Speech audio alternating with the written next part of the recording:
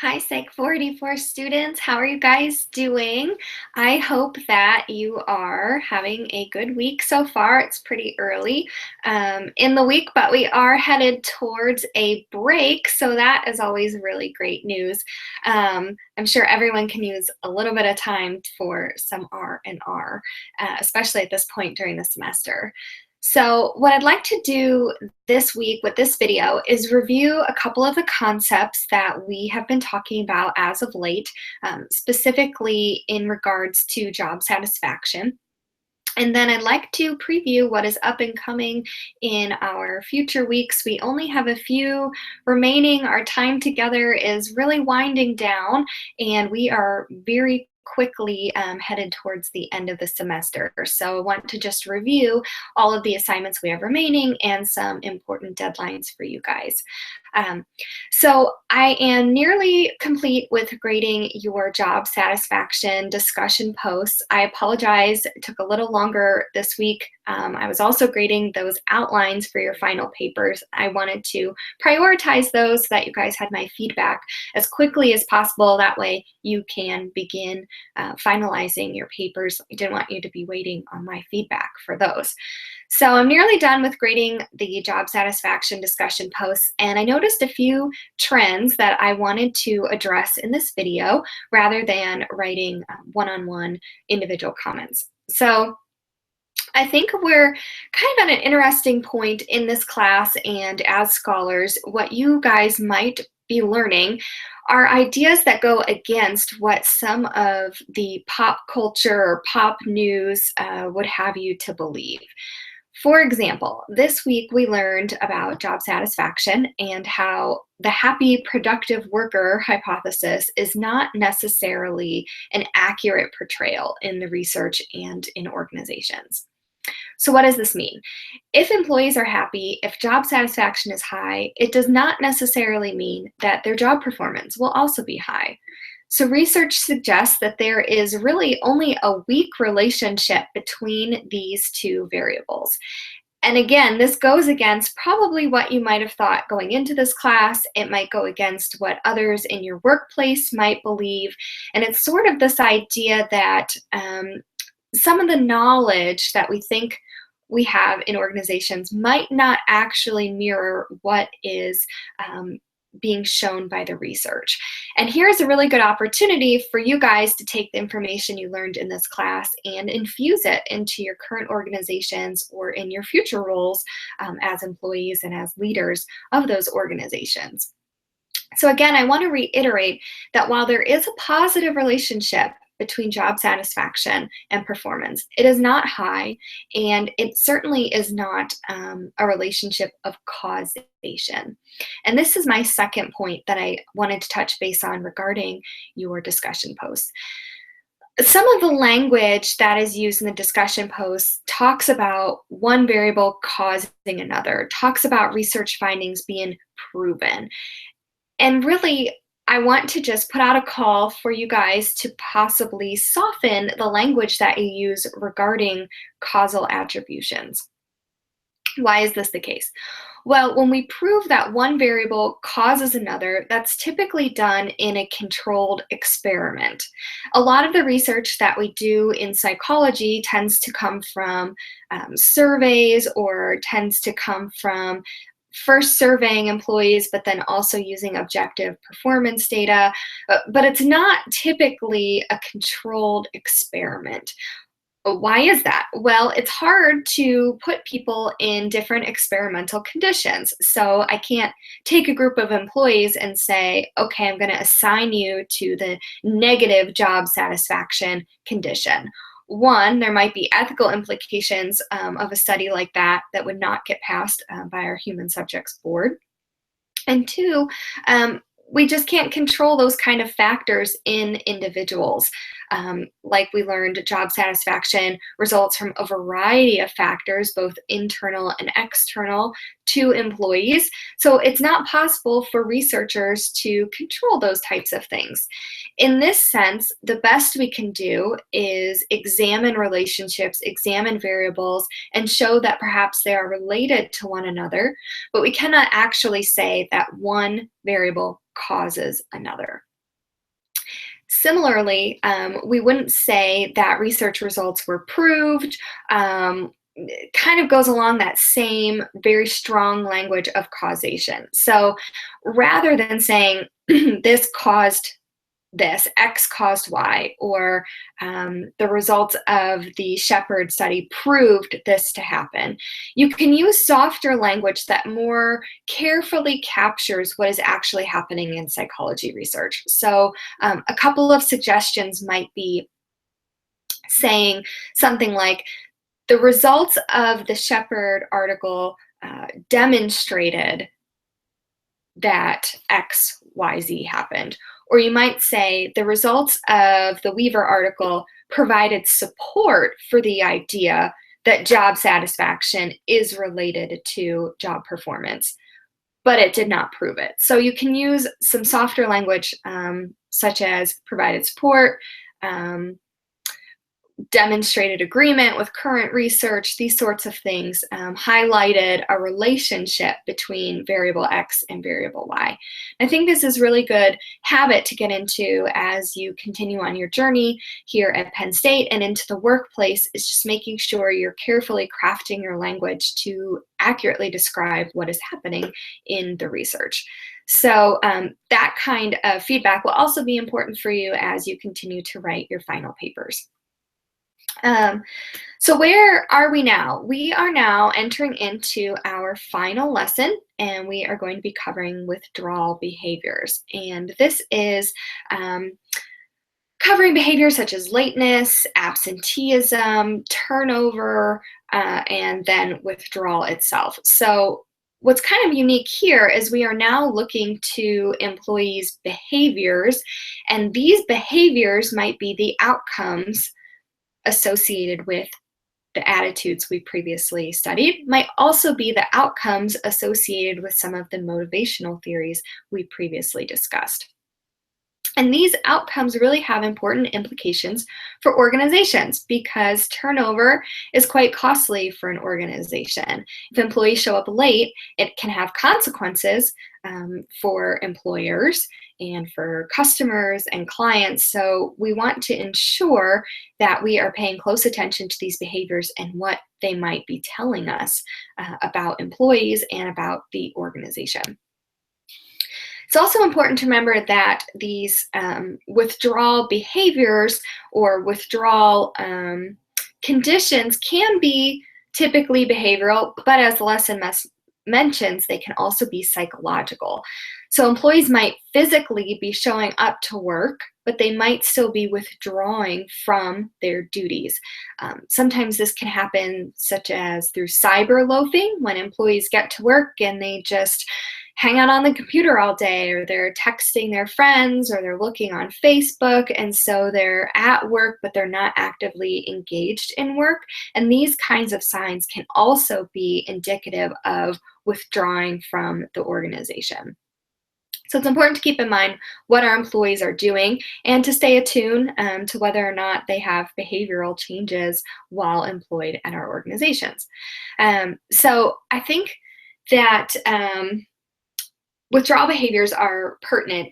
If you think about your own life, you could probably think about an organization in which you worked that you didn't really enjoy or that was difficult, and you started to withdraw. If you've ever quit a job, then you've engaged in a withdrawal behavior.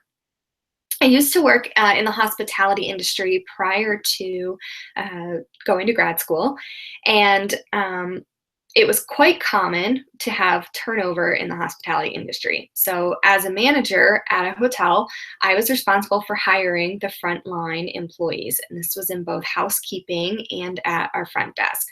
It was really difficult to keep some of these positions staffed because they're traditionally low paying and the hours can be quite unpleasant, and the work itself can be extremely strenuous and has some job characteristics that are not motivating. So if you can imagine cleaning hotel rooms for 8 hours a day, not a whole lot of variety, not a whole lot of autonomy, extremely physically strenuous. So these kinds of jobs aren't exactly motivating. And as a manager, I became really attuned to when employees were starting to withdraw. Perhaps they quit asking for extra assignments. Maybe they started showing up late. At first, just 2 minutes, maybe 5 minutes, and then some days employees might call off at the very last minute. And this can be really devastating for small organizations, right? So as a manager, there would be a lot of times that I would be getting ready for bed and ready to call it quits after a long day, and I would get a call at 10:30 at night saying, "Oh, I'm really sorry. I know I'm supposed to work the overnight shift, but I'm sick, or something came up, um, and I'm not going to be able to make it." And at that point, because I worked at a hotel and it's open 24 hours a day, somebody has to be there. And if you call other employees and they're unable to fill in, then I would have to go and fill in. So you kind of get a feeling, I think, when employees start to withdraw from the organization by showing up late or not showing up at all, or being at work but not really being present at work. And I think organizations can do a better job of honing in on these behaviors and trying to correct some things in the organizations that might contribute to these behaviors. And all of this kind of brings in together what we've learned throughout the entire semester. So one thing, sorry about that. One thing I would like to offer to you guys, and I think would be helpful, is to try to talk to your employees, try to understand why you might be witnessing some of these behaviors. I think we have a tendency to act first rather than to gather information first. So we think, oh, an employee's late, I'm going to write them up. Or they called off, I'm going to write them up. But there isn't more of an active conversation going on to really understand perhaps why they've experienced change in their behaviors.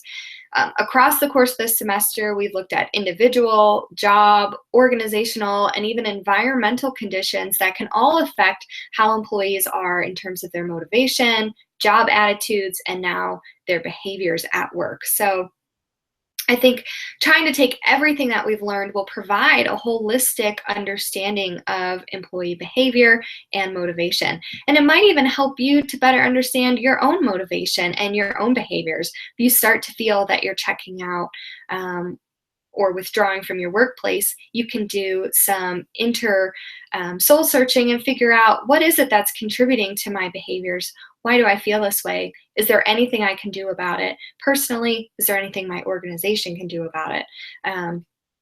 So I think hopefully you guys will start to see how all of this is interconnected and use it to help you move into the workplace, either as managers or to help improve your current organizations and your current roles. So that is my spiel on behavior and sort of tying in everything that we've learned this semester together. So I really look forward to hearing your stories, though unfortunately withdrawal behaviors tend to lead to negative experiences. So perhaps some of you will have some positive experiences or positive reasons for turning over. And I guess that's a important second point here, is that withdrawal behaviors aren't necessarily the result of bad things, especially in terms of turnover. So sometimes individuals do leave jobs for good reasons, or it has nothing to do at all with the organization itself. For example, when I left my job in Illinois, where I'm from, to come to graduate school at Penn State, I had been working there for almost 3 years, and I really enjoyed it. My satisfaction was quite high. Unfortunately, I wasn't able to continue that employment and pursue graduate school, and I had to choose. So turning over from that organization wasn't necessarily a result of how I felt about my job or felt about my employer, but rather I was trying to begin or invoke a new career path for myself. So sometimes employees and good employees will leave us, and it isn't really a result of the organization. So I know it's hard not to take it personal if an employee leaves, and it can have severe consequences for an organization, but sometimes there are good intentions behind withdrawal. So what do we have left this semester? Well, Right now, you guys are going to be working on the withdrawal behavior discussion post, and that is due 1 week from today. And then once you submit that, we are on break. So for those of you that will be celebrating the holiday of Thanksgiving, I hope you don't eat too much, but I do hope you get some rest and some time with your friends and family. Hope that you're able to take a little bit of time for yourself this week and breathe. There are only a few weeks left once we get back from Thanksgiving break. So when we come back from Thanksgiving break, your final papers are due on December 5th. And then on December 12th, your final discussion post will be due, and everybody must complete that final discussion post. So remember, you had to complete 10 of the 14 discussion posts, but everyone must complete that final one. So that is due on the 12th. So all the quizzes are done. You have 2 discussion posts left and just the final paper to turn in. Feedback on your final paper, please remember to submit it to me by November 21st. That'll allow me to review what you've written so far and give you feedback well in advance for you to be able to incorporate those changes into your final papers before you submit them on December 5th. And as a final kind of announcement, I have posted a few resources for you guys in Canvas under the Announcements tab, focused specifically on your writing and writing skills. So in that announcement tab, you'll see one paper or one file titled How to Use Direct Quotes in Your Writing, and the other is focused on APA style and grammar. So I've covered some kind of common problems that have arisen from our group discussions and from the paper outlines and paper topic submissions. Be aware of some snafus associated with APA, associated with grammar. I've given you some examples for how to correct those, and hopefully it will make you a better writer, not just for this class, but a better writer overall. Again, writing is a skill. The more you practice it, the better you get. So please review those files. Grammar, APA, that is all part of the final paper grade, so you don't want to miss points for things that you can easily fix. So please review those. Let me know if you have any questions at all. Keep up the great work. Finish the discussion post for this coming week, and then enjoy your break. And I look forward to talking to you guys when we get back from break, okay? So have a great week, everyone. I'll talk to you later.